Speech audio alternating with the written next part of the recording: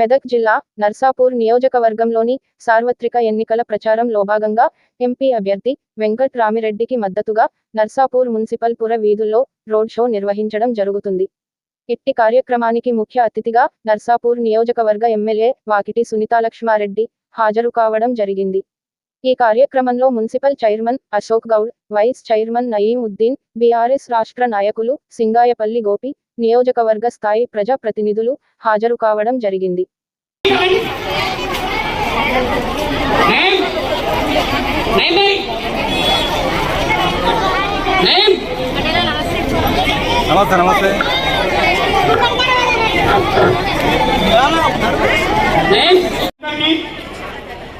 తెలంగాణ అభివందనాలు తెలియజేస్తూ అమ్మా మీరు రెండమ్మా అక్కడ ఎందుకు బాబోయ్ గొడగల్లో రండి రండి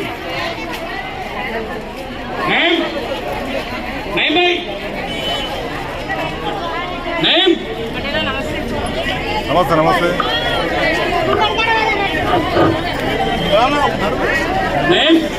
తప్ప మరి మహిళలకు 2500 రూపాయలు ప్రతి నెల ఇస్తామని చెప్పేసి వచ్చింది.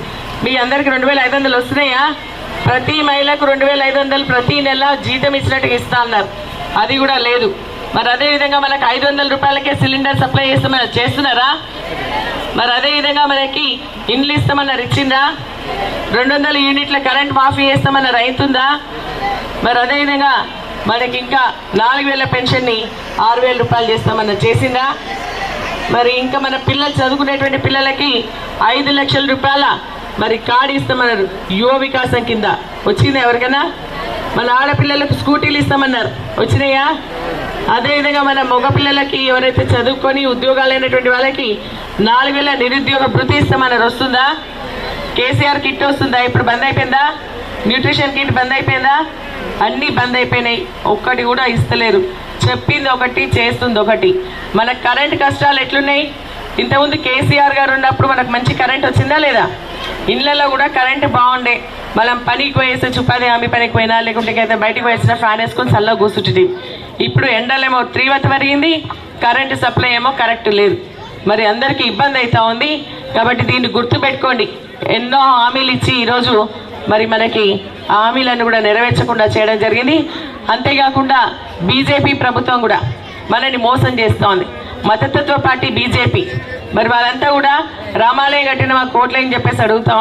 మనం అన్ని గౌరవిస్తాం, అన్ని కులాలను గౌరవిస్తాం, సామాజిక న్యాయం జరగాల, అందరం కలతో కేసీఆర్ గారు వెళ్తే ఈరోజు బీజేపీ ప్రభుత్వం మరి మతతత్వ పార్టీ గారి ఇబ్బంది పెట్టేటువంటి పరిస్థితి తీసుకొస్తా ఉంది. మరి వాళ్ళు ఇస్తామన్న 15 లక్షల రూపాయల జన్ధన్ ఖాతా ఇంతవరకు వేయలేదు. మనకి మన పిల్లలకు 2 ఉద్యోగాలు ఇస్తామన్నారు, అది కూడా ఇవ్వలేదు. నిత్యావసర వస్తువులు, గ్యాస్, పెట్రోల్, డీజిల్, మన పప్పు, ఉప్పు అన్నిటిపైన కూడా జిఎస్టీ వేసి ధరలను కూడా జరిగింది. బంగారం ధర మన 62,000 ఉంటే ఈ రోజు 75,000 రూపాయలు అని చెప్పేసి. అంతేకాకుండా ఇంకా మనకు వ్యవసాయాన్ని వ్యాపారంగా మార్చేటువంటి చట్టాన్ని తీసుకొస్తుంది. మరి బోర్ల దగ్గర పెట్టేటువంటి సంస్కృతి వస్తుంది. బీజేపీ కాంగ్రెస్ ఒకటై ఈ ప్రజల్ని పీడించడం జరుగుతోంది. వాళ్ళ బాధ వదలాలంటే మనం ఖచ్చితంగా మన బీఆర్ఎస్ అభ్యర్థి గారికి అవసరం ఉంది.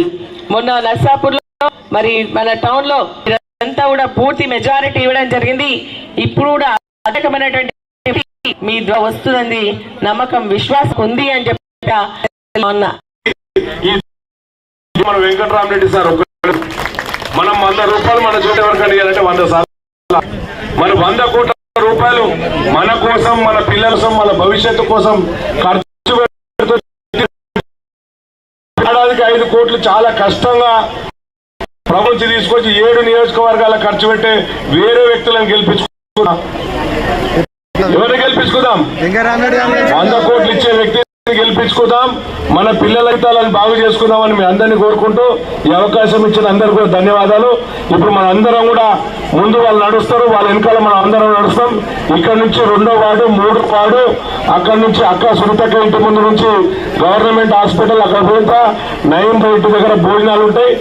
భోజనం చేసినాక మళ్ళీ రెస్ట్ ఉంటుంది, మళ్ళీ సార్ మనం ప్రచారం చేస్తాం.